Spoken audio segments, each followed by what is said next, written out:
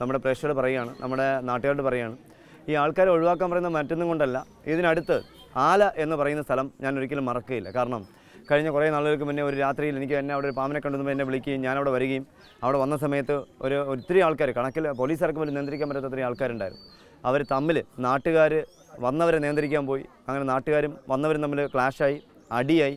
അവസാനം എന്നെ പോലീസുകാർ വളരെ കഷ്ടപ്പെട്ടാണ് 2-3 മതിലുകൾ ചാടി വേറൊരു വഴിയിൽ കൊണ്ട് കടത്തി എന്നെ വണ്ടിയിൽ കടത്തി വിട്ടത്. അതുകൊണ്ടാണ് ഇപ്പോൾ ഞാൻ ജനങ്ങളെ ഒഴിവാക്കാൻ ശ്രമിക്കുന്നത്. കാരണം ഈ അടുത്ത കാലത്ത് കോട്ടയം ജില്ലയിൽ പാമ്പിനെ പിടിക്കാൻ പോയപ്പോൾ പാമ്പിനെ കാണാൻ വന്നവർ അവിടെ നേന്ത്രവാഴ, ഏത്തവാഴ കൊലച്ചിരുന്ന വാഴ തള്ളി മാറ്റി.